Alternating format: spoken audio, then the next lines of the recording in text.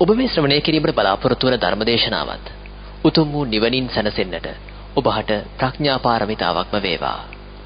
එසේනම් ඔබ අප කෙරෙහි අනුකම්පාවෙන් බෞද්ධ රූපවාහිනියේ නිවන් මඟ ධර්මදේශනා මාලාවේ 54 වන ධර්මදේශනාව සිදු කිරීම සඳහා මෙහි වැඩම කළ පූජ්‍යපාද උඩුදුම්බර කාශ්‍යප ගෞරවනීය ස්වාමින් වහන්සේ අපි ප්‍රථමයෙන් සාදුනාදදී নমස්කාර පූර්වකව පිළිගනිමු. සාදු සාදු සාදු. සමන්ත චක්කවාලේසු අත්‍රා ගච්ඡන්තු දේවතා සද්ධම්මං මුනි රාජස් සුනන්තු සග්ග මොක්ඛදං ධම්ම ශ්‍රවණ කාලෝ අයං භදංතා ධම්ම ශ්‍රවණ කාලෝ අයං භදංතා ධම්ම ශ්‍රවණ කාලෝ අයං භදංතා සාදු සාදු සාදු. නමෝ තස්ස භගවතු අරහතෝ සම්මා සම්බුද්දස්ස නමෝ තස්ස භගවතු අරහතෝ සම්මා සම්බුද්දස්ස නමෝ තස්ස භගවතු අරහතෝ සම්මා සම්බුද්දස්ස. සාදු සාදු සාදු.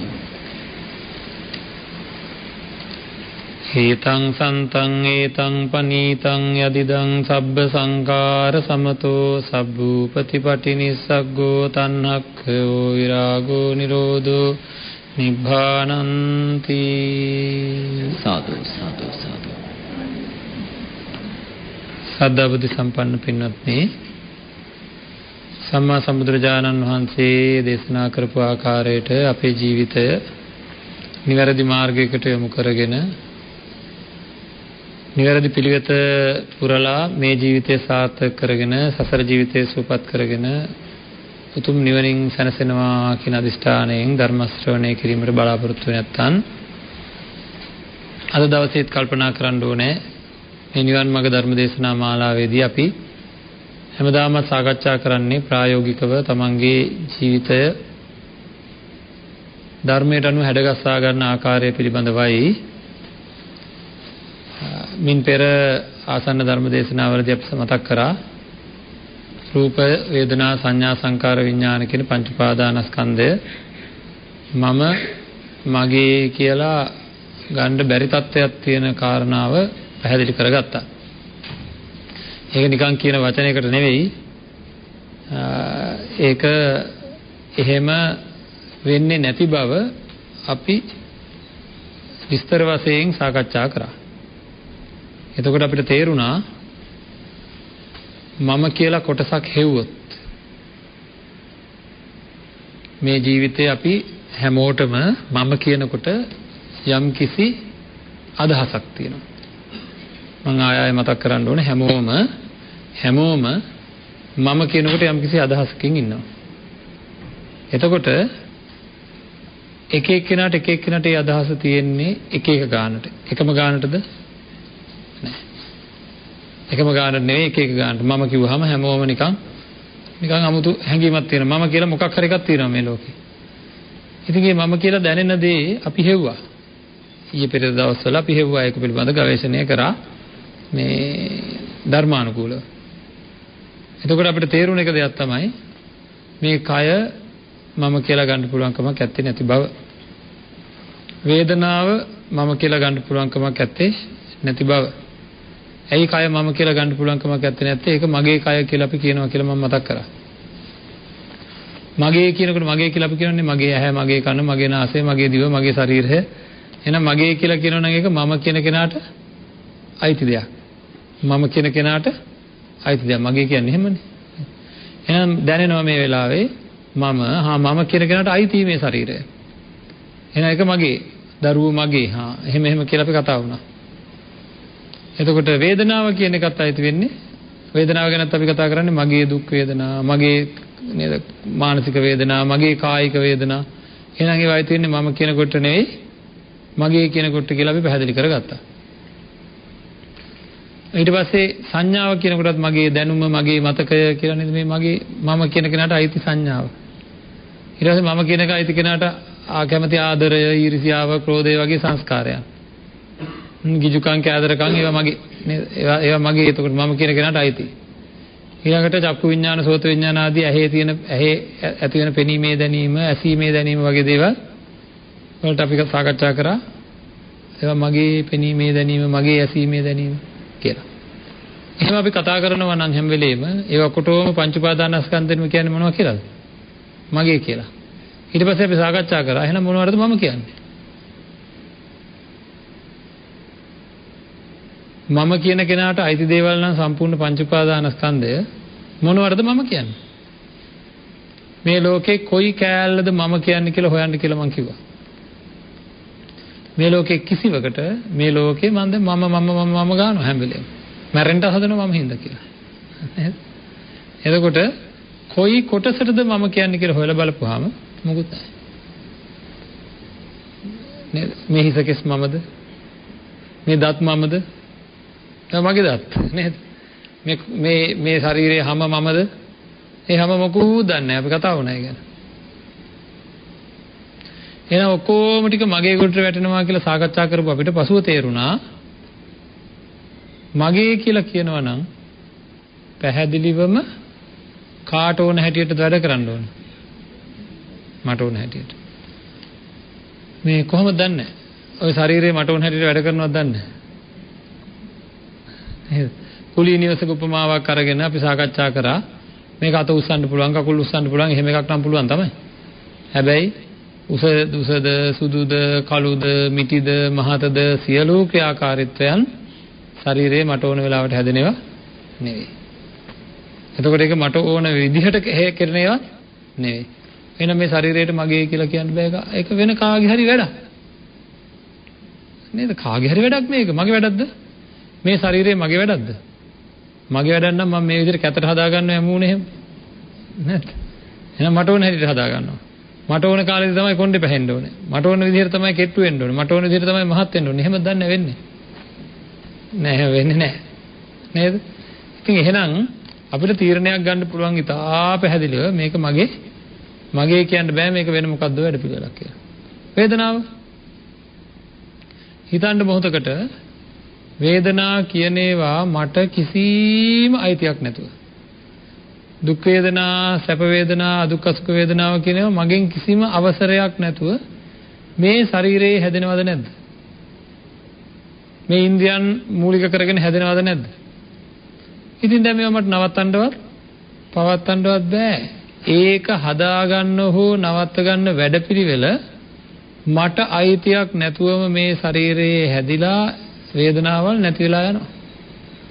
ඒවා මට නවත්තන්න පවත්තන්න පුළුවන් කමක් ඇත්තේ නැහැ. එහෙනම් වේදනාව කියන එක මගේ කියලා ගන්න පුළුවන්ද? හොඳට පිරික්සන කෙනෙකුට තේරෙනවා ඒක මගේ කියලා ගන්න බෑ. සංඥා වුණ වෙලාවට මට එන්නෙත් නැහැ. ඒ කියන්නේ ලෝකේ තියෙන හඳුනා ගැනීම මතකය, අතීත මතකය නවත්තන්න බෑනේ. පුදුම වැඩේ කියන්නේ. දැන් මලගෙදරක් වෙලා අපි මේව සාකච්ඡා කරපුවා මම ආයෙ මතක් කරන්නේ ගැඹුරු කාරණාවක් හින්දා. මලගයක් වෙලා හරි දුකෙන් ඉන්නවා. ඉතින් කවුරු හරි වෙලා අපිට කියනවා දැන් ඉතින් මාස ගාණක් අඬ හිටිය දැන් අමතක කරලා දාන්නකෝ. ටොක්කක් අයින් හිතන එහෙම කිව්වහම. නේද? හයි අමතක කරන්න පුළුවන් නම් මම මතක තියාගෙන ඉන්නවාය මට අයිතියක් නැතුව මේ සංඥාව කියන වැඩපිළිවෙල නැగి එනවා අපේ මනසකාරේ. මට අයිතියක් නැහැ ඒක. නවත්තන්නත් බෑ. නේද? මේ දැන් මං peer කිව්වොත් ඔන්න peer සංඥාව ඇති වෙනවා. අඹ කිව්වොත් අඹ සංඥාව ඇති වෙනවා. මං කියන සංඥාව උතන ඇති වෙනවා. උතන තියෙන වැඩපිළිවෙලේ එහෙම එකක් වෙනවා. එහෙනම් ඒක මගේ වැඩක්? මගේ වැඩක්ද ඒක? අනේ මන් දන්නේ මගේ වැඩක් නෙවෙයි ඒක මෙතන වෙන වැඩක්. ඒක මෙතන සිද්ධ වෙන වැඩක්. නැත්නම් ඒක මගේ වැඩක් නෙවෙයි. ආදරය, ඊර්ෂ්‍යාව, ක්‍රෝධය, වෛරය, මාන්නය වගේ ඒවා ඒවට කියනවා අපි චිත්ත සංකාරයන් නැති වෙන. අන්නේ සංස්කාර ධර්මයෙන් මට ඕන වෙලාවට දෙන්නේ නැහැ. මට ඕන වෙලාවට දෙන්නේ වෙලාවකට හිතේ තියෙන ආදරයෙන් නැති කරගන්න පුළුවන් නම් හොඳයි කියලා හිතනවා. නැති වෙන්නෙම නැහැ. වෙලාවකට ඇති කරගන්න තිබ්බනම් හොඳයි කියලා හිතනවා. එන්නෙම නැහැ. අපිට අකමැත්තක් උපදින කෙනෙක් පිළිබඳ ආදරය අපිට හිතලා ඇති කරගන්න පුළුවන්? බෑ. නේද? ඊළඟට එහෙනම් සංස්කාරය කියන්නේත් මගේ කොට වැටෙන්නේ නැහැ. විඥානය. අපි ඒ කතා කරා මහා ගෝසාවල් ඇහෙනව නවත්ත ගන්න පුළුවන්ද? බෑ. ඒවා එකක්වත් මං කැමති වෙලාවට කැමති තැනක උපදිනව නෙවෙයි. මෙන්න මේ පංච උපාදානස්කන්ධය මම කියලාවත් මගේ කියලාවත් ඇත්තටම ගන්න බෑ නෙවෙයි නෑ එහෙම එකක්. හරිද? මම කියලාවත් මගේ කියලාවත් එකක් නෑ එතන. නැති දෙයක් අපිට දැනෙනවා. හරියට Tamanට අයිති නැති ඉඩමක් අල්ලගෙන මේක මගේ ඉඩම කියලා කියාගත්තොත් මොකද වෙන්නේ? වැටවල් ගැහුවා කියලා, ගෙවල් හැදුවා කියලා හරියන්නේ නැහැ. ඒ අයිතිකාරයෝ ආපු ගමන් ඉතින් අරක බලහත්කාරයෙන් රිංගා ගන්නවා. මේ දැන් ඉතින් අපි මොකද දත් මිටි කනවා අපි මේක දෙන්නේ නැහැ කියලා හරියනවද? අන්තිම නීතියට යනවා. නීතියට ගියාම අන්තිමට කියයි ඔව් නීත්‍යානුකූලව ඒක යාලට අයිති. ඔයාලා ගෙවල් හැදුවට කරන්න දෙයක් නැහැ. ඔයා ගේ හැදුවට කරන්න දෙයක් නැහැ. ඔයාට ගෙදරින් යන්න වෙනවා. ඔයා ගේ හැදුවට කරන්න දෙයක් නැහැ. ඔයාට ගෙදරින් යන්න වෙනවා. ඇයි? ඒකේ අයිතියක් ඔයාට නැහැ. ඔයා ගේ හැදුවට වැඩක් නැහැ. ඔයාට ගෙදරින් යන්න වෙනවද නැද්ද? ස්ථිර වශයෙන්ම යන්න වෙනවද නැද්ද? ආන් එහෙම කියන දවසක ස්වභාව ධර්මය කියන ඔයා ගේ හැදුවට වැඩක් නැහැ.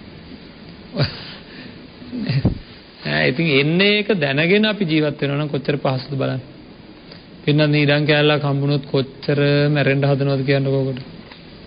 මගේ ඉඩම් කෑල්ල කියලා. ඉතින් ඒකේ තේරුම ඉඩම පිරිසිදුවට තියාගන්න ඒක සකස් කරන්න එපා කියන එකද? නෑ. අනුන්ගේ ඉඩමක තාවකාලිකව ඉන්නවා කියන්නකො. පුලී නිවසක තාවකාලිකව ඉන්නවා කියන්නකො. අපි මේ නිවස ගුණවත් නම් නාස්ති කරන්නේ නේද? හෝටල් කාමරයක ඉන්නවා කියලා හිතන්නකෝ. ගිහලා නවාතැන් පොලක ඉන්නවා කොහේ හරි. ඉන්නකොට අපේ ගුණවත්භාවය තියෙනවා නම් අපි ඒක නාස්ති කරන්නේ නැහැ. ආන්නේ වගේ මේ ලැබිච්ච ජීවිතය අන් අයට කරදරයක් වෙන්න නැතුව නාස්ති වෙන්න නැතුව ජීවත් වෙනවා. නාස්ති කරන්නේ නැතුව. තියෙන සම්පත් අවම වශයෙන් ප්‍රයෝජන අරගෙන ලැබිච්ච ජීවිතේ ඊටාම සාමකාමීව ඇතුළාන්ත ගින්නෙන් පුච්ච ගන්න නැතුව. හැමදාම වේයුත්ත තමයි ඇතුළ ගිනි ගන්න නැතුව ජීවත් වෙන එක. මේවා මං සකස් කරපේවාය කියලා අර අපරාධය අපා වෙවුලනවා කියන්නේ නේද? ගිනි තියාගෙන ජීවත් වෙනවා වෙවුලනවා හරියට වෙවුලනවා. ඒවා කොහෙද අපිත් එක්ක කියලා. ඒකෙන් අන්තිමට වෙන්නේ දැවි තැවි ඉන්න එකයි. මෙන්න මේ தත්වයෙන් අයින් වෙලා කොච්චර සහනෙන් ජීවත් වෙන්න පුළුවන්ද? ඇත්ත තේරුම් ගත්තාම. ඇත්ත තේරුම් ගත්තාම කොච්චර සහනෙන් ජීවත් වෙන්න පුළුවන්ද? ඇයි මේ පිළිබඳ වේවුලිල්ලක්, තැවිල්ලක්, දැවිල්ලක්, පිච්චිල්ලක් නැහැ. ඉතින් ඒකින්ද අර මම මගේ කියලා ගන්න බෑ කියන එක හැම වෙලේම පිරික්සන්න ඕන. අපි ඒක සාකච්ඡා කරා. පංච උපාදානස්කන්ධයේ මට අයිතියක් නැති බව හැම වෙලේම අත්දකින්න උත්සාහයක් ගන්න. නිකන් ඉන්නකොට උත්සාහයක් ගන්න. ගෙදර දොරේ ඉන්නකොට හරිද ගොඩාක් තැවිලි එනකොට ඒක තමයි ඉතින් බුදුරජාණන් වහන්සේ දේශනා කරලා තියෙන්නේ මමයි වරද්දගත්තේ. අන්න එහෙම අපේ චින්තනය හුඟක් වෙනස් කරන්න දැන් පුරුදු වෙන්න ඕන. දැන් ගොඩක් බණ ඇහුවනේ. හරිද? හිතට දුකක් එනකොට කලකිරීමක් එනකොට මේ බෙහෙත් ටික පාවිච්චි කරේ නැත්නම් අපිට මේ ධර්මයෙන් වැඩක් නැහැ. අමාරුයි, පැහැදිලිවම අමාරුයි. හරිද? අපි ඊතක සන්තාන සූත්‍රය ගැන කතා කරන්නේ නේද? අකුසලයේ හරි බලවත්. නමුත් පුංචි කුසලයක් හරි අපිට තියෙනවා. නේද? අපිට කොච්චර කුසල් තියෙනවද කියලා බලන්න අපේ මිනිස්සු දැන් මේ ඊයේ පෙරේද ඇති වෙච්ච ගම් වතුර. කී තැනක කී දෙනෙක් කොච්චර කරුණාවෙන් වැඩ කරනවද කියලා බලන්න. නේද? හැම තැනම මිනිසුන්ට කකියනවා. තවත් කෙනෙක් විපතට වැටෙනකොට අපේ අයත්තන්ට හොඳට කකියනවා. ඒ කියන්නේ මොකද්ද? සංසාරගතව අපිට මේ ලංකාවේ මිනිසුන්ට කාලයක් තිස්සේ මිහිඳු මහ රහතන් වහන්සේගේ ආගමනයත් එක්ක ඇති වෙලා තියෙන කරුණාව. අනුන්ට විපතක් ඇති වුනහම මගේ මොනවා හරි දෙයකින් මම උදව් කරන්න ඕනේ කියලා ලොකු කරුණාවක් තියෙන බව මුළු රට පුරා පේන්න තියෙනවා. දූෂණ, වංචා ඒවා තියෙන අතරවාරේ අරවත් නැතුව නෙවෙයි. ඒකද අපිට මේක වර්ධනය කරගන්න බැරි අය නෙවෙයි. අනුන්ගේ දුක ඉදිරියේ කකියන ගතිය මගේ හිතේ තියෙනවා. ඒ කියන්නේ කුසල් තියෙනවා. අන්නේ කුසල් තිබ්බට මදියෝ තව නේද? වෙලාවකට ඒවා යට වෙලා යනවා. එහෙනම් ගොඩාක් කියලා මානසිකත්වයක් හදාගන්න පුළුවන් අය අපි. ඒකද අපි අද මේ සාකච්ඡා කරන්න බලාපොරොත්තු වෙන්නේ මේ මානසිකත්වය කොහොමද තියාගන්නේ කියලා. හරි අපි ඊයේ පෙරේදා කතා කරා පංච උපාදානස්කන්ධේ මම මගේ කියලා ගන්න බෑ කියලා. ගන්න බෑ කියන්නේ ඒක ඇත්තක්. ඒකට ප්‍රතිවිරුද්ධ සිතුවිලි අපිට ගොඩාක් ඇති වෙනවා. සැරෙන් සැරේ ඇති වෙනවා. හරිද? නුවණ තියෙන තැනැත්තා මෙනෙහි කළ යුතු දේ දනි, මෙනෙහි නොකළ යුතු දේ දනි කියලා ධර්මයේ තියෙනවා. හරි? එතකොට මොනවා හරි දෙයක් වුණාම අපි මෙනෙහි කරන්න ඕන විදිය සහ නොකරන්න ඕන විදිය තියෙනවා. ඒ වගේම තව එක තැනක ධර්මයේ සඳහන් කරලා තියෙනවා නුවණ තියෙන අය Tamanට ලැබෙන දුක හින්දා ඇතිවෙන විපාකය දුක් විපාකය පරේෂණ විපාකයක් බවට පත් කර ගන්නවා කියලා. සමහර අයට සඳහන් කරලා තියෙනවා සම්මෝහ විපාකයක් බවට පත් කර ගන්නවා කියලා. මොකද්ද මේ පරේෂණ විපාකය කියන්නේ? මට දුකක් ඇති වුණා. අපි හිතුව කාගේ හරි වියෝවක් හින්දා හරි අඩුම ගන්න නපුරු වචනයක් හින්දා හරි දුකක් ඇති වුණා. දුකක් ඇති වුණාම සමහර අයත්ෝ කල්පනා කරන්නේ මේක නැති කරගන්න ක්‍රමයක් නැද්ද ඇත්තට? ආය කවදාකවත් මෙවැනි දුක් ඇති වෙන විදිහට නැති කරගන්න ක්‍රමයක් නැද්ද කියලා. සමහර අය කල්පනා කරන්නේ කොහොමද? තවත් ඒක වැඩි වෙන ආකාරයට තමයි කල්පනා කරන්නේ. එහා පැත්තේ කෙනා මට බැන්නා මට දුකක් ඇති වුණා ඉන්නවකෝ මං ඒ බැනුමට අනිත් පැත්තට බැන්නහම දුක නැති වෙනවා. ඒ වගේ ක්‍රමයක් තමයි සම්මෝහ විපාකයක් කියන්නේ එහෙම. කෙනෙක් මැරුණාම කළු ගලේ ඔලුව ගහ ගන්න හදනවා. ඒක තමයි. අම්මා මැරුණාම කළු ගලේ ඔලුව ගහ ගන්න හදනවා, විලාප තියනවා, කෑ ගහනවා. ඊට පස්සේ මේ මත්තේම විනාශ වෙන ගතියක් තියෙනවා. සමහර අයත් එහෙම නෑ කොහොමද? නුවණ තියන අය කල්පනා කරනවා අම්මා මැරුණා මට ලොකු දුකක් ඇති වුණා. ඒක මගේ දුර්වලතාවය. මට ඇඬුණා, කලන්තේ දාන්න ආවා. දැන් ඊළඟ ලයිස්ට්ුවේ තාත්තත් ඉන්නවා. ඊට කලින් මම මගේ හිත හදා ගන්න ඕනේ, මේක නැති කරන ක්‍රමයක් හොයා ගන්න ඕනේ කියලා. අන්නේම හැම වෙලේම ඒවා පුරුදු පුහුණු කරන අය අපි මොකද කරන්න ඕනේ? ඒක තමයි බුදුරජාණන් වහන්සේ දේශනා කරේ. ආන් එහෙම කියන්න පුරුදු වෙන්න ඕනේ ඇතුලෙන්. ඕක තමයි කලින්ම කියලා තියෙන අනිත්‍යයි කියලා. ඒක දැනගන්න නැතුව කටයුතු කර මම මගේ කියලා ගත්ත හින්දා තමයි හැම වෙලේම මට මේ වගේ දුක් ආවේ. ඕනම තැනක අපිට දුකක් ආවා නම් එන්නේ මම මගේ කියලා තියෙන හැඟීම හින්දාමද නැද්ද? බලන්න. මගේ කියලා තියෙන අල්ලා ගැනීම හින්දාද නැද්ද දුක් ඇති වෙන්නේ? මොහොතකට හිතලා බලන්න. එතකොට හුළඟ වගේ කියලා කල්පනා කරනවා. අපේ තාත්තව, අපේ අම්මව, අපේ දරුවන්ව, තමන්ගේ දරුවන්ව, තමන්ගේ ඥාතීන්ව මේ අල්ලලා මට ඕන හැටියට තියාගන්න කියලා දත් හපාගෙන වැඩ කරන ගතියක් තියෙනවද නැද්ද? තියෙනවද නැද්ද? තියෙනවා.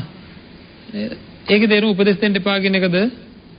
නෑ උපදෙස් දෙනවා. පුළුවන් තරම් උපදෙස් දෙන්න. සමහර වෙලාවට දඬුවනුත් දෙන්න.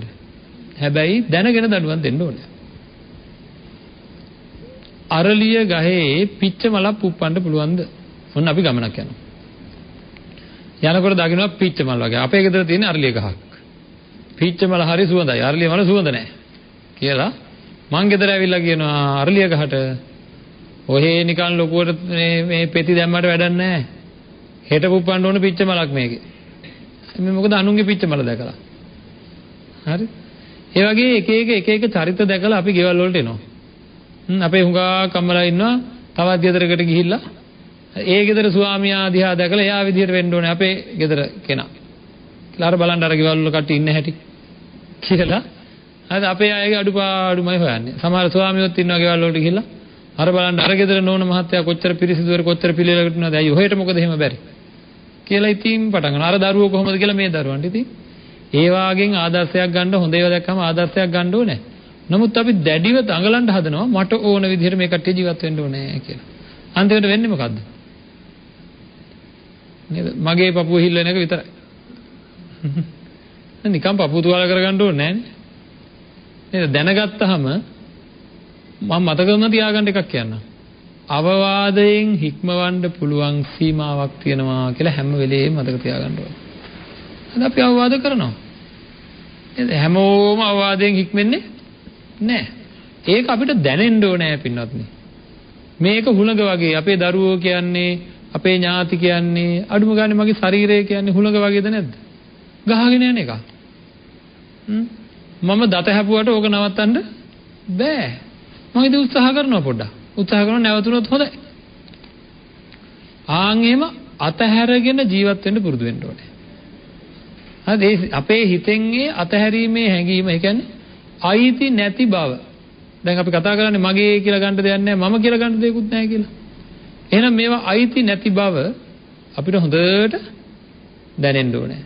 වතුර පිපාසයක් ඇති වෙන වෙලාවේ පවා දැනෙන්න ඕනේ. හරිද?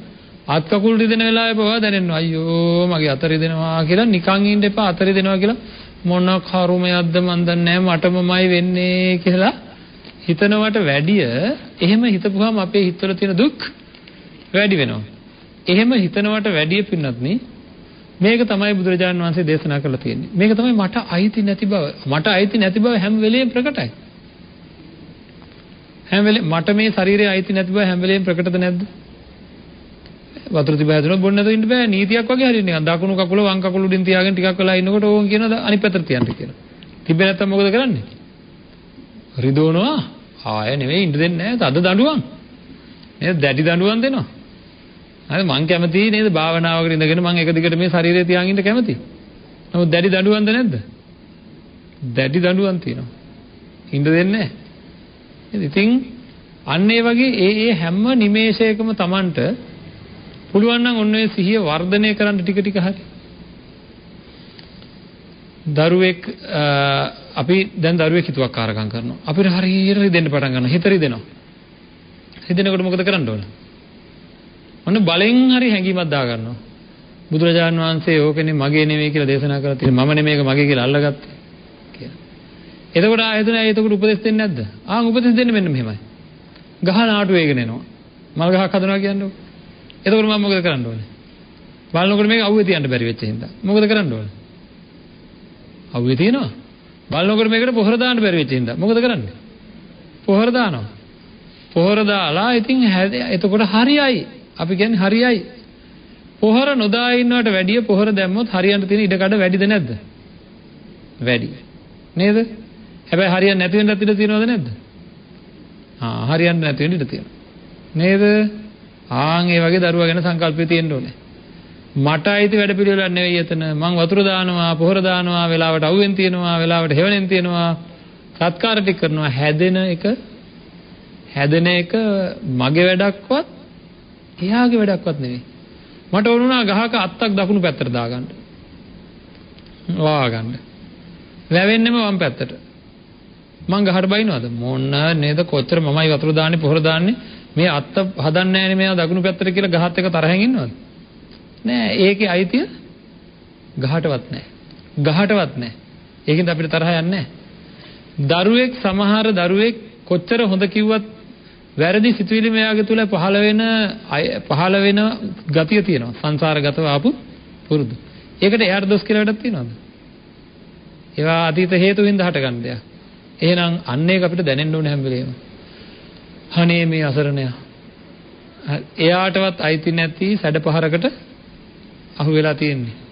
එතන හේතු සකස් වෙන්නේ නැති හින්දා එයාගේ හිතේ විෂම ධර්මතා උපදිනවා. නවත්තන්න මං උත්සාහයක් ගන්න ඕනේ. ආන්ගේ උත්සාහය ගත්තොත් තමයි මට මේක නවත්ත ගන්න පුළුවන් වෙන්නේ. උත්සාහය ගත්තොත් නවත්ත ගන්න පුළුවන් වෙන්නත් ඉඩ තියෙනවා. බැරි වෙන්නත් ඉඩ තියෙනවා. ආන්ගෙම සාධාරණ සිතුවිලි වලට එන්න බලන්න. සාධාරණ සිතුවිලි වලට එන්න බලන්න. වෙනත් අපි හිතමු මේ මම නිදහස් වෙන්න කියන්නේ. හරිද? Tamanට ලැබෙන්න තියෙන දෙයක් තියෙනවා. මේකෙන් කට්ටිය හොරකම් කරන්න පටන් ගන්නවා. හරිද? තව කට්ටියකුත් ඒකෙන් මගේමයි ඒකෙන් හොරකම් කරන්න පටන් ගන්නවා. හරි? ඊට පස්සේ හොරකම් ටික කරලා ඉවරලා මට හම්බ වෙන කොටසක් තියෙනවනේ. හරි.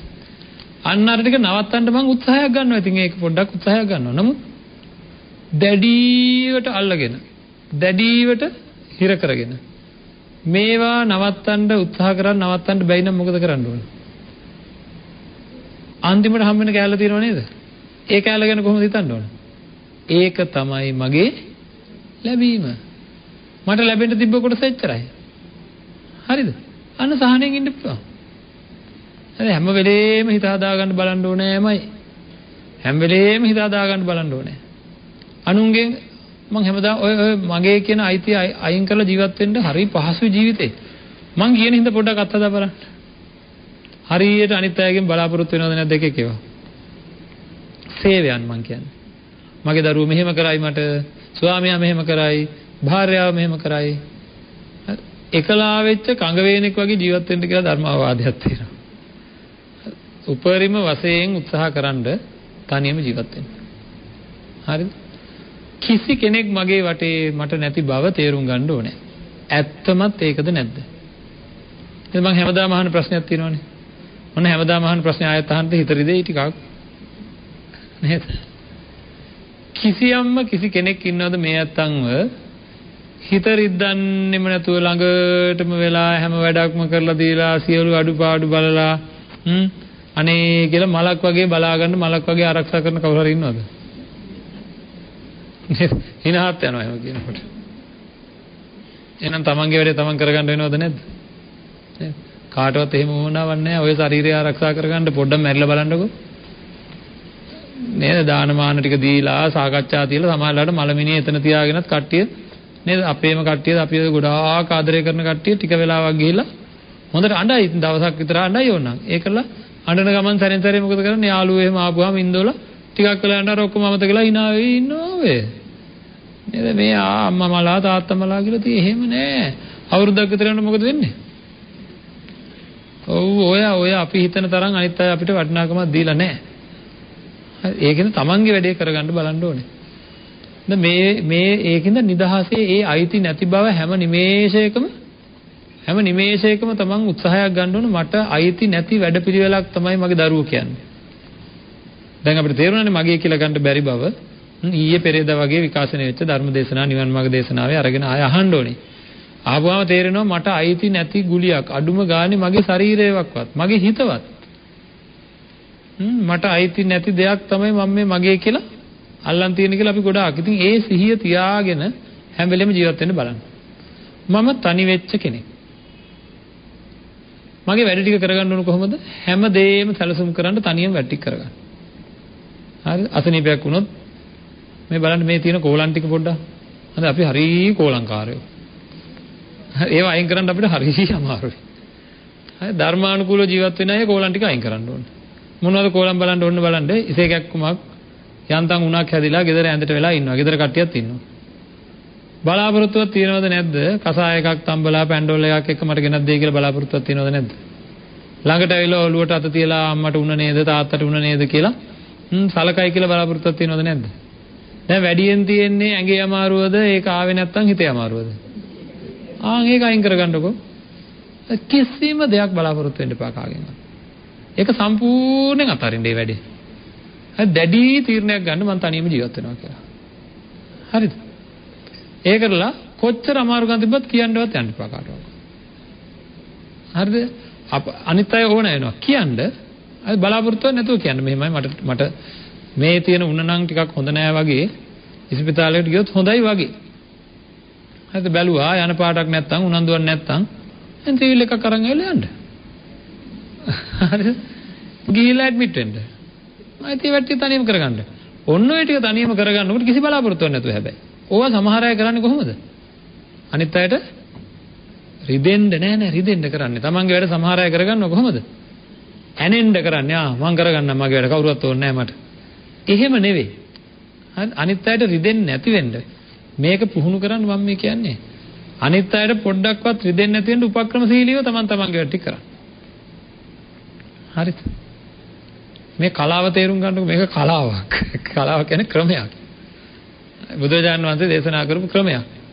ඉතින් මොකද මේ ධර්මයේ සම්පූර්ණ කොතනද තියෙන්නේ කියලා මගෙන් අහන්න බෑ. නමුත් ධර්මානුකූලව තමන්ගේ ජීවිතය ගොඩනගනකොට ඒක තමයි වෙන්නේ. මම මගේ කියන හැඟීම නැත්තම් අඩු කරගන්න නම් බලාපොරොත්තු නැති වෙන්න ඕනේ. බලාපොරොත්තු නැති වෙනකොට ආය හරි. දැන් අපි ගෙදර ජීවත් වෙන්න ඕනේ පිට ගෙදරක ඉන්නවා වගේ. පිට ගෙදරක ඉන්නකොට අපි හරි සැලකිලිමත් නේ. නේද? කොලයක්වත් බිම දානවද? නෑ. මොකුත් පිට ගෙදර මිනිසුන්ගෙන් බලාපොරොත්තුවක් තියනවද? බෝඩිමක ඉන්නවා කියලා හිතන්නකෝ. ඒ වගේ ජීවත් වෙන්න. හැබැයි බෝඩිමේ අයිතිකාරෝ නැත්නම් ඒ පිට ගෙදරක ඉන්න අය හරියට අපිට සැලකුවොත් අපිට සතුටුයි නේද? ඒ වගේ ඒවා හම්බෙයි එහෙම ජීවත් වෙනකොට. හරිද? මම තනියම ඉස්පිරිතාලේ යන්න හදනකොට අනේ අම්මා ඉන්න තාත්තා ඉන්න මං එන්නම් කියනකොට ගොඩාක් සතුටක් එතකොට අපිට. ඇයි අපි බලාපොරොත්තු නොවිච්ච දෙයක් ලැබුණේ. ඒක වැඩි ලාභයක් එතකොට. හිත හැම වෙලේම තනියම හිටියත් සතුටෙන් ඉන්න වෙන කවුරු උදව් කරොත් වඩා සතුටුයි. ඇතිනේ. නේද? ඒ වගේ සංකල්පමය වශයෙන් මට අයිති නැති දේවල් මම දරුවෝ හැදුවා තමයි. ඒ දරුවන්ගේ සිතුවිලි ක්‍රියාත්මක වෙන්නේ එයාලට ඕන හැටියට නෙවෙයි. ඒවා සමාජයේ තියෙන නොයේකුත් දේවල් අනුව පහළ වෙන සිතුවිලි. සමහරට යාළුවා දෙමව්පියන්ට සැලකීම ගැනවත් සිතුවිලි නැති වෙන්න පුළුවන්. මට දෙමව්පියෝ ඉන්නවා තමයි. සමහරට දෙමව්පියන්ට දරුවන්ට සලකන්න ඕන කියන සිතුවිලි නැති වෙන්න පුළුවන්. සමහරට ස්වාමියාට භාර්යාවටත් එහෙමයි. ඉතින් ඒකින්ද මම කිසිම දෙයක් බලාපොරොත්තු නැති තනි වෙච්ච කෙනෙක්. අන්න එහෙම ජීවත් වෙන්න ලොකු උත්සාහයක් ගන්න ඕනේ. ඒකට උදව් උපකාර කරන්නේ මොකද්ද? සංස්කාරයන් මම මගේ කියලා ගන්න බැරි බව. හැම වෙලේම මතක තියාගන්න. මොකද ඒක තමයි බුදුරජාණන් වහන්සේ දේශනා කරේ. මමයි වරද්දගත්තේ. අර අපි කියන්නේ ඕක තමයි මං කිව්වේ. ඕක තමයි මං කිව්වේ. මං කිව්වනේ නේද කියලා. බුදුරජාණන් වහන්සේ ඒ විදිහම කතාවක් දේශනා කරනවානේ ආනන්ද හාමුදුරුවන්ට. ආනන්ද හාමුදුරුවෝ අඬනවානේ පරිනිර්වාණ මංචකේ. ඒක තමයි මම කිව්වේ ආනන්ද. කැඩෙන දේ, බිඳෙන දේ, paludu වෙන දේ, වෙනස් වෙන දේ, කැඩෙන්නේ නැහැ, බිඳෙන්නේ නැහැ, paludu වෙන්නේ නැහැ කියලා ගන්න එපා කියලා. නේද? අපිත් ඔක්කොම වෙනස් වෙන සියල්ල, කැඩෙන සියල්ල, බිඳෙන සියල්ල, නැති වෙන සියල්ල මට ඕන හැටියට තියාගන්න බැරුව හුළඟේ යන දෙයක් වගේ මේ ලෝකේ මගේ ළඟ තියෙන සියලු දේ හුළඟ යනකොට මම මොකද කරන්නේ? ඒවා මගේ කියලා දැඩි ගැනීමක් ගන්නවා. නේද? ඒවා මගේ කියලා දැඩි ගැනීමක් ගන්නවා. අන්න ඒ ගැනීම තමයි නැති කරගන්න ඕනේ. ඉතින් හැම වෙලේම පුරුදු පුහුණු කරන්න ඕනේ. එතකොට හරි පහසුයි. මුලදී හරි අමාරුයි වැඩේ. නමුත් පසුව අපිට ගොඩාක් පහසු වෙනවා ජීවිතේ ජීවත් කරවන්න ටික පුරුදු වෙනවා. හැම වෙලේම බලන්න දැන් කෙනෙක්ගේ ආදරයක් කියලා හිතුවොත් හරි දැන් නම් මට ගොඩක් ආදරේ තමයි. කවුරු හරි දැන් මට හොඳට ආදරෙන් කතා බහ කරනවා. එතකොටම අපිට එන්න ඕන සංඥාව මොකද්ද? ඕක කොච්චර වෙලා තියෙද්ද දන්නේ නැහැ. බොරුද නැද්ද? වැඩි වෙලාවක් තියෙනවද කෙනෙක් එකම විදිහට හැමදාම ඉන්නවද? මොහොතක් මං කියන්නේ මේ මොහොතේ ඉන්න එක්කන තව චුට්ටකින් කොහොමද? මේ මහා වෙනස්කම් එකපාරටම. මේ හොඳට ඉන්නව නේද? අපේ හිත කාගෙන් හරි මොන හරි බලාපොරොත්තු වෙනකොට අපිව නිකන් හරියට නිකන් අල්ලලා පොලේ ගහනවා වගේ සැරෙන් සැරේ. මේ ශරීරය අරගෙන පොලේ ගැහුවා කියන්නකො එතකොට මොකද වෙන්නේ? ආයෙ ටිකින් ආයෙ පොලේ. අපි ඉතින් මොකද අද හරියයි. අද හොඳට ඉඳී මේ කට්ටිය. හෙට හොඳට ඉඳී. අනිද්දා හොඳට ඉඳී කියලා හැමදාම බලාපොරොත්තු වෙමින් නේද? හැමදාම මොකද වෙන්නේ? බලාපොරොත්තු කැඩෙනවා. ඒ මොකද එයාලට මට ඕන හැටියට ඉන්න පුළුවන්කමක් ඇත්තේ නැති හින්දා. ඉතින් ඒක තේරුම් අරගත්ත අපිට ඒ සංඥාව වර්ධනය කරන්න ඕනේ. හැම වෙලේම වර්ධනය කරන්න ඕනේ. ඒක තමයි බුදුරජාණන් වහන්සේ දේශනා කරපු දේ. මමයි වරද්දගත්තේ. ඔන්න ඔය වචන ටික මත තියාගන්න හැම වෙලේම. බුද්ධ දේශනාවේ තිබ්බේ ওই විදිහට තමයි. ඒක තමයි මේ අස්පනා අපිටම මට පේන්න තියෙන්නේ. නේද? මේ හැමදේම වෙනස් වෙන බව බුදුරජාණන් වහන්සේ දේශනා කරා. මමයි වරද්දගත්තේ. මගේ වැරද්ද. මොකද්ද මගේ වැරද්ද? ඒවා වෙනස් වෙන දේ වෙනස් වෙන්නේ නැහැ කියලා ගත්තා. මගේ නොවන දේ මගේ කියලා ගන්න බැරි දේවල් මගේ කියලා ගත්තා. මම කියලා ගන්න බැරි දේවල් මම කියලා ගත්තා. මට අයිතියක් නැති දේවල් මට අයිති කියලා හිතුවා. එහෙනම් කාගේද? මේ ඔක්කොටම වැරද්ද කාගේද? දුකක් එනකොට හිතන්න ඕනේ මොකද්ද? මේ ඔක්කොටම වැරද්ද කාගේද? මගේ. කවුරු හරි මට හොඳට බයිනෝ කොච්චර මං හොඳින් හිටියත් මට නිന്ദා අපාසමයි ලැබෙන්නේ කියලා හිතන්න. හරිද? ඒවාට රිදෙනවා නම් වැරද්ද කාගේද? මගේ. ඒ තමයි මං ඒවට හරියන විදිහට හිත හදාගෙන නෑ ධර්මයේ තුල ඒවට හිත හදාගන්න පුළුවන්කම තියෙද්දි හිත හදාගන්නේ නෑ. ඒත් හිතෙනවා හිත හදාගත්තත් ඉතින් බලන්නකෝ හැම වෙලේම මේ නිന്ദා පහත වෙනවා මේ මිනිස්සු මහා නුගුණ මිනිස්සු මට දොස්ම කියන එක තමයි වැඩේ මං නොකරපු වැරදි වලට බයින එකමයි වැඩේ කියලා. ඒක කාගේ වැරද්ද? ඇයි ඒකට මගේ වැරද්ද කිව්වේ? අනිත් අය බයින එක මගේ වැරද්දද? මට හැමදාම බැනුම් අහන්න වෙලා. ඒක කාගේ වැරද්දද? මගේ. මොකක්ද වැරද්ද? අතීත කර්ම. හරිද? අතීත කර්ම ඔය ජීවිතවල ළඟ තියෙනවා හදන්නම බැරි දේවල් වගේ. හම්බෙලා තියෙනවා. සමහර දරුවෝ, සමහර දෙමව්පියෝ, සමහර ඥාති, සමහර අසල්වැසියෝ. නේද? හදන්න බැරි දේවල් වගේ තියෙනවද නැද්ද? නේද? ඒ වගේ ඉතින් මට පීඩා වෙනවා. එතකොට ඉස්සෙල්ලා මම මගේ හිත හදා ගන්න ඕනේ. ඊළඟට මේ පීඩාව එක දිගට යනකොට මොකද්ද කල්පනා කරන්න ඕනේ? ඔව් මොනවද ඇයි මේ දුක් එන්නේ? පෙර කය අසංවර නොකරගත්ත හින්දා, පෙර වචනය සංවර නොකරගත්ත හින්දා, පෙර සසර ජීවිතයේ හෝ එතකොට එකපාරටම කට්ටියට එන අදහසක් මේ. අපි හොඳින් ඉන්න මටමයි මේ ඔක්කොම වෙන්නේ. මම කොච්චර හොඳින් ඉන්නවද මටමමයි වෙන්නේ. අර නරකෙන් ඉන්න මිනිස්සුන්ට මොකුත් නැහැ. මොකද? සසර දෝෂ මොනවද දෝෂ? කය අපිරිසිදුව කයෙන් වැරදි කර ඇත. වචනයෙන් වැරදි කරලා. සිතුවිලි වලින් වැරදි කරලා. නේද? අනුන්ට ගිනි ගෙඩි දීලා. එක ඒවා දේවල් කරලා දැන් ඉතින් දැන් මේ එගෙනම පස්සේ. නේද? ඒවා නැති කරගන්න මොකද කරන්න ඕනේ කියලා බලලා ධර්මානුකූලව ඒවා නැති කරගන්න අධිකතර උත්සාහයකට යන්න ඕනේ. අර ඒකින්ද මෙන්න මේ සංකල්පමය වශයෙන් හැම වෙලෙම මගේමයි වැරද්ද කියලා හිතන්න ඕනේ. හරිද? මගේ වැරද්ද මගේ ජීවිතය නිවැරදි කරගන්න බැරි කාගේවත් වැරද්ද නෙවෙයි මගේ වැරද්ද. එහෙනම් අතීත වැරදි හින්දා මට මෙවැනි දේවල් සිද්ධ වුණා නම් වර්තමානයේ මම මොකද කරන්න ඕනේ? නිවැරදි හැම වෙලේම උත්සාහ කරන්න ඕනේ නිවැරදි වෙන්න ඕනේ කියලා. හැම වෙලේම උත්සාහ කරන්න ඕනේ නිවැරදි වෙන්න ඕනේ කියලා. ඇයි? අපි හිතමු අසනීපයක් වුණා කියලා.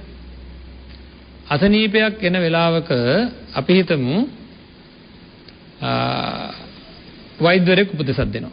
වෛද්‍යවරයෙක් උපදෙසක් දුන්නාම මේ දුන්න උපදේශය හේතුවෙන් අසනීපේ අන්තම් අඩු වෙගෙන එනවා.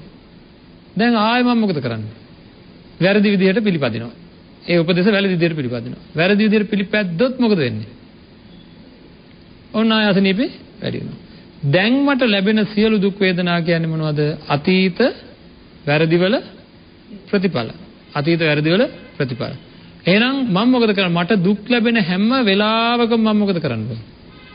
මට දුක් ලැබෙන හැම වෙලාවකම මම මොකද කරන්න ඕනේ? දැඩි තීරණයකට එන්න ඕනේ. ආයනම් වැරදි කරන්නේ නැහැ. එන්නේ ඒ සංකල්ප හැදෙන්න ඕනේ. මට දුකක් ලැබෙනවා නම් කොහෙන් හරි කාගේ හරි නපුරු වචනයක් නවත්තන්න බෑ. සමහර අයගේ නපුරු වචන මොනවා જાති කරත් නවත්තන්න බෑ. Tamante හරියට නෙවෙයි උරුම වෙලා වගේ. එතකොට ඉතින් හිතන්න ඕනේ මොකද්ද? මේ ළඟම තියෙන දේවල් ගැන හිතන්න. ඔය ශරීරයේ උපමා කොට හිතන්න පුරුදු වෙන්න. මේ දැන් තියෙන තත්වයට කැමතිද ශරීරේ? ඕනම පොඩි ළමයෙක්ගෙන් පවහන්න පුළුවන්. දැන් තියෙන තත්ත්වයට කැමතිද? නෑ කැමති නෑ. මොකද? පේනුමත් හොඳමදි. නේද? රිදුනුත් හරියන්නේ නෑ. නේද? එතකොට මේ රිදෙන ඒවා පේනුම දැන් මගේ ශරීරය එක්ක මහත වැඩි. එක්ක කෙට්ටු වැඩි. එක්ක ලෙඩ වැඩි. ඒ කියලා දැන් මැරෙන්නද? නේද? ඉතින් මැරෙන්නද? එක්ක කළු වැඩි, එක්ක සුදු වැඩි. ඉතින් මැරෙන්නද? නෑ මොකද කරන්න තියලා තියෙන්නේ? මොනවා කරන්නද? ඉතින් කරන්න දෙයක් නෑ. මොකද මගේ කර්මයට අනුව තමයි මේ ශරීරය කර්මය කියන්නේ ප්‍රබල දෙයක් මේ ශරීරයට ප්‍රබල සාධකයක්. තව දේවල් තියෙනවනේ මේ අත දන්න කර්ම, චිත්ත, ඍතු, ආහාර කියලා හතරක් තියෙනවා මේ ශරීරය මේ හැඩය පැවතෙන්න නැවත සකස් වෙන්න හේතු වෙන කාරණා හතරක් තියෙනවා. ඒ හතරෙන් ප්‍රබල එකක් තමයි කර්මය. ඉතින් ඒ කොටස වෙනස් කරන්න මට බෑ. ඒ කොටස වෙනස් කරන්න පුළුවන් මෙන්න මේ ප්‍රතිපදාවට. ඒකට මැරෙන්න හදලා හරියන්නේ ආන් ඒ වගේ මගේ යවට මට ලැබිලා තියෙන සියලු දේ ඔක්කොම කාගේ වැරද්දද? කිසිම කෙනෙකුට වැරද්දක් දාන්න එපා පින්නත් නේ. නිදහස්. එතකොට අපි ගොඩාක් නිදහස්. කිසිම කෙනෙකුට වැරද්දක් දාන්න එපා. හරිද? එකක් මට රිදුන එක නම් පැහැදිලිව මගේ චිත්තයේ ස්වභාවය සාරාංශකේ කල්පලක්ෂයක් තිස්සේ පෙරුම්දම් පුරලා මහා බෝධිසත්වයන් වහන්සේ විදිහට මගේ හිත හදාගන්න වැඩපිළිවෙලක් මට හදලා දුන්නා. මම තුට්ටුවකට මායින් කරේ නැහැ. නේද? මං තුට්ටුවකට මායින් කරේ නැහැ. එහෙම මායින් කරන්නේ නැතුව ඉතින් ඔහේ ඉඳලා මං එහෙනම් අනුන්ගේ වැරදි වලට හිත රිදෙන ගතිය මගේ හිත සකස් කරගත්තේ නැති එකේ වැරද්ද මගේ. ඊළඟට පෙර කරපු වැරදි හින්දා මට නොයේකුත් ආකාරයේ අනුම් බැනුම් දොස් පරොස් හරිද ලෙඩ රෝග එක මේ පරිසරයේ මට හැදිලා තියෙන්නේ එහෙමයි. අන්න ඒක මට කරන්න දෙයක් නෑ. ඒක කාගේ වැරද්දද? මගේ. එතකොට මේ ලෝකේ මගේ වැරද්ද නොවන ඒවා කොහොමද දන්නේ? හැම වෙලේම නිවැරදි කරගන්න. හැම වෙලේම නිවැරදි කරගන්න. හරිද? දුකක් දැනෙනකොටම මොකද්ද? බුද්ධ මන්ත්‍රයක් තියෙනවා මතක තියාගන්න ඕනේ. සබ්බ දුක්ඛා පමුච්චති කියලා. සියලු දුක් නැති කරනවා කොහොම කෙනාටද? කායේන සංවරෝ සාදු සාදු වාචාය සංවරෝ මනසා සංවරෝ සාදු සාදු සබ්බත් සංවරෝ සබ්බත් සංඋතා බික්ඛු සබ්බ දුක්ඛා පමුච්චති. සියලු දේ සංවර කරගත්ත. හරි හිත ගවේෂණය කරන කය සංවර කරගත්ත, වචනේ සංවර කර ගැනීම, මනස සංවර කරගත්ත කෙනා සියලු දුක් නැති කරගන්නවා කියලා. එහෙනම් මට දුක් ඇති වෙන්නේ මං ඒවා කරලා නැති හින්දා. වෙන මොකක්ද නෙවෙයි බුද්ධ අවවාදයට යන්න. හරිද? සම්පූර්ණයෙන් බාහිර ලෝකයක් එක්ක තියෙන ගනුදෙනුවෙන් නිදහස් වෙන්න. අදම දැම්මම මේ දැම්මම නිදහස් වෙන්න. මං අද ඉඳන් තනියම ජීවත් වෙන කෙනෙක් වෙනවා. මට අනුන්ගෙන් මොනවා හරි දෙයක් ලැබෙනවා නම් හොඳයි. නේද? ලැබුණොත් මං සතුටුයි. හැබැයි නොලැබුණොත් දුක් වෙන්නේ නැහැ. බලාපොරොත්තුවක් නැහැ. ලැබෙන හැම දෙයක්ම ලාභයක් කොට සලකනවා. නොලැබෙන හැම දෙයක්ම මගේ වැරද්ද කියලා හිතනවා. හරිද? ලැබෙන හැම දෙයක්ම අමතර ලාභයක් හම්බුණා.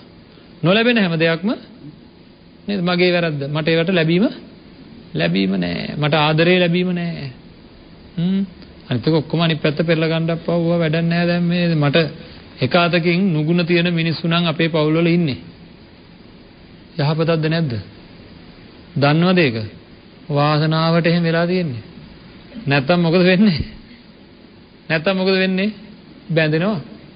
නේද? ගුණවන්ත අයට හරියට ආදරෙන් සලකනවා නම් හරියට මේ නේද ලෙන්ගතුව ඉන්නවා නම් හරියට බැඳෙනවද නැද්ද? බැඳුනොත් එහෙනම් මොකද වෙන්නේ? නේද? ලෝභය ඇති වෙනවා. ලෝභය ඇති වුණොත් මොකද වෙන්නේ? කරදරයි. ඒක දැන් නුගුණ තියන අය නම් හම්බෙලා තියෙන්නේ ගුණවන්ත නැත්තම් ළඟ ඉන්න අය හිතන්න මගේ සංසාරගත වාසනාව. පැහැදිලිව සංසාරගත වාසනාව. ඇත්තටම මේ කියන්නේ නේද? ඒක වාසනාවක්. ගොඩාක් ආදරය කරන ගොඩාක් ලෙන්ගතු ඉන්න ගොඩාක් නේද? එහෙම අයත් එක්ක ධර්මය නැති කෙනෙකුට එහෙම අය හම්බුනොත් හරි අමාරුයි. හැබැයි ධර්මාභෝධය තියෙන කෙනෙකුට එහෙම අය හම්බෙන එක ලොකු ලාභයක් ජීවත් වෙන්න පහසුයි. ධර්මාභෝධය නැති කෙනෙකුට හිත පාලනය කරගන්න බැරි කෙනෙකුට ගොඩාක් ගුණවන්ත අය හම්බුනම තදිය බැඳීම් ඇති කරගන්නවා. ඒක ලොකු ප්‍රශ්නයක්. ඉතින් ඒක ධර්මාභෝධය තාම මට නැති හින්දා ගුණවන්ත නැති අය ලැබිච්ච එක ලොකු ලාභයක්. අනේ මේ අපේ මහත්තයා කොච්චර හොඳද, අපේ නෝනා කොච්චර හොඳද, යා හරීම කුහකයි, කූරයි, ඡණ්ඩයි, ගෝරයි නේද? මට හැම වෙලේම හිතෙන්නේ මොකද්ද? සංසාරේවත් එපා කියලා. ඉතින් ඒක තමයි වෙන්න ඕනේ. සංසාරේවත් එපා. ඒවා ගැන කොහොම හරි කමන්නේ ලෝභ දේශ මොහ නැති වෙන විදිහට අපේ සිත සකස් කරගන්න බලන්න. මොකද මේක මට අයිති දෙයක් නොවන වගේ. අපි ඊයේ පෙරේද සාකච්ඡා කරා මට අයිති බලන්න මම මේ කියන්න උත්සාහ කරේ අපි හිතන විදිහ කොයිතරම්නම් අපේ දුක් නැති කරනවාද කියලා.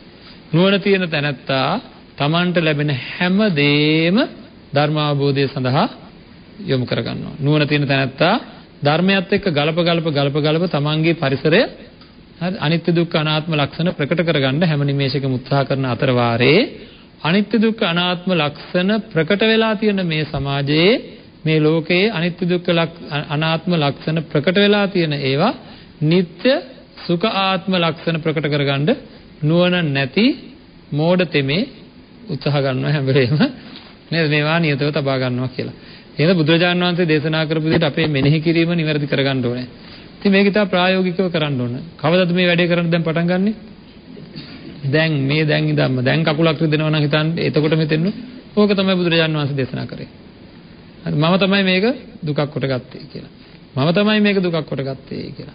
ඒකෙන්ද තමන්ගේ අර දැඩි ගැනීම් ටික අයින් කරගන්නකොට අපිට හරි පහසු වෙනවා ජීවිතේ ඉදිරියට යන්න ආර්ය අෂ්ටාංග මාර්ගයේ අංග තමන් තුළ වර්ධනය කරගන්න ලොකු පහසුවක් වෙනවා. ඒකින්ද ඒ හැම නිමේෂයකම නිවැරදි චින්තනයකට යන්න අර අපි මම මගේ කියලා ගන්න බැරි බව පංච උපාදානස්කන්ධය ගැන ඒ විදිහට සාකච්ඡා කරපු සාකච්ඡාවල් නැවත ශ්‍රවණය කරන්න. ඒකල ධර්මයේ තමන්ගේ ජීවිතය තුළින් තමන්ගේ හිතෙන් නැగిලා යන විදිහට සකස් කරගන්න ගන්න පුළුවන් උපරිම උත්සාහය ගන්න. බැරි වුණොත් මොකද කරන්න ඕනේ? නේද? ප්‍රතිකාර ගන්න යන්න ඕනේ ඉක්මනට. අද මොකක් හරි ලෙඩක් හැදිච්ච ගමන් අපි කරන්නේ ගොඩ බෙහෙත් ටික කරගන්නවා. තමන් දන්න බෙහෙත් ටික කරගන්නවා. බැරි වුණොත් මොකද කරන්නේ? වෛද්‍යවරයෙක් හොයාගෙන යනවා. ඒ වගේ ගලපන්න බලන්න ධර්මය තමන් තනියම දන්න ධර්මය ගලප ගන්න බැරි වෙනවා වෙලාවකට. හරිද? ඒ දන්න ධර්මය අභිභවා හිතවල ශෝක, පරිදේව, දුක් ගොඩාක් දේවල් ඇති වෙන්න පටන් ගන්නවා. අන්න ඒතකොට මොකද කරන්නේ? මේක මට ගලපන්න බැරියෝ කියලා මෙන්න අසනීපේ වැඩි වුණෝ කියලා යන්න ඕනේ. නේද? කල්යාණ මිත්‍රෙක් හොයාගෙන ගිහලා සාකච්ඡා කරලා ඉක්මනට මෙන්න මේ වෙලාවේදී මම කොහොමද හිතන්නේ කියලා ඉක්මනට ඒව අයින් කරගන්න ඕනේ. නැත්තම් එක පැත්තකට හිතන්න ගත්තොත් එහෙම වැරදි විදිහට පිළිකාසෛලයක් හොඳයි ඊට වැඩිය. පිළිකාසයිලේ වේගෙන් වැවෙනවා. තරහ ඊට වැඩිය වේගෙන් වැවෙනවද නැද්ද? ඊර්ෂ්‍යාව ඊට වැඩිය වේගෙන් වැවෙනවද නැද්ද? ක්‍රෝධය, වෛරය පිළිකාවකට වැඩිය වේගෙන් වැවෙනවද නැද්ද?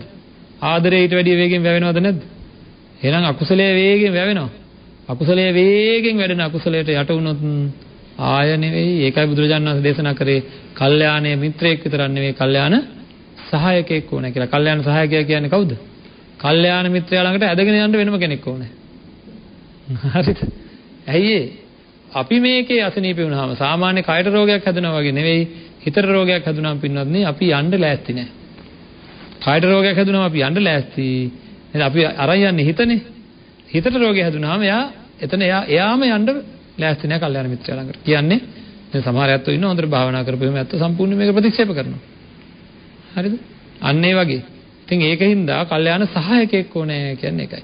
මේක මුලාවටපත් වුණොත් එහෙම ලොකු විනාශයක් වෙන හින්දා. ඒකින්ද තමන්ගේ ජීවිතේ හොඳට සැලසුම් කරන්න හැම නිමේෂයකම දුක් නැති වෙන මෙනෙහි කිරීමකට යන්න. ඒක හැම වෙලෙම ගවේෂණය කරන්න, ගවේෂණය කර කර තමන්ගේ නිවන් මඟ වර්ධනය කරගන්න. ඒක කරන්න හැම නිමේෂයකම පුළුවන්. හැම නිමේෂයකම පුළුවන්. ඒ සඳහා අවශ්‍ය කරන උපදෙස් තමයි අපි මේ සැරෙන් සැරේ කතා කරන්නේ. බෞද්ධයෙක් විදිහට නිදහස් ජීවිතයක් ගත කරන්න අපිට පුළුවන්කම තියෙන්න ඕනේ. දරුවන්ගෙන්, දෙමව්පියන්ගෙන්, සහෝදරයන්ගෙන්, ඥාතින්ගෙන් සියලු යුතුයකම් කරන ගමන් ඒ කට්ටියගෙන් අත මිදිලා ඒ කට්ටියත් එක්කම ජීවත් වෙන්න පුළුවන් වෙන්න ඕනේ. හැබැයි ඒ කට්ටියගෙන් අත මිදිලා තනි ජීවිතයකට පුරුදු වෙන්න බැරි කමක් නැහැ පුළුවන්. ඒකින්ද අපි වැඩි අදිස්ථානයක් ගන්න ඕනේ. මම එකලා වෙච්ච කඟ වේනෙක් වාගේ ජීවත් වෙනවා. මම තනියම ජීවත් වෙනවා. තනි හැඟීමකින් ජීවත් වෙන කෙනෙක් බවට පත් වෙනවා කියලා. එවැනි අදිස්ථානයක් ඇති කරගෙන පංචශීලාදී ප්‍රතිපත්තිය වඩමින් භාවනා ආදී සිද්ධ කරමින් බුදුරජාණන් වහන්සේ දේශනා කරපු ආකාරයට කටයුතු කරලා මේ ජීවිතේ සාර්ථක කරගෙන පංච පාදානස්කන්ධය අවබෝධ කරගෙන නැවත උත්පත්තියක් නොලබන තත්යකට නැවත සියලු දුක් නැති කරගන්න තත්යකට තමන්ගේ సంతානයපත් කරගන්න අවශ්‍ය කරන ශක්තිය ධෛර්යය ලැබේවා කියලා ප්‍රාර්ථනා කරනවා. මේ ධර්ම දානමය පුණ්‍ය කර්මයේ හේතු කොටගෙන මේ පින්වත් ඇත්තන්ට අවශ්‍ය සියලු සංසාරික දුක් නැති කරගන්න අවශ්‍ය ශක්තිය ධෛර්යය වීරිය අදිෂ්ඨානයේ වාසනාව ප්‍රඥාව ලැබේවා කියලා ප්‍රාර්ථනා කරනවා. හැම දිනාටම තෙරුවන් සරණයි.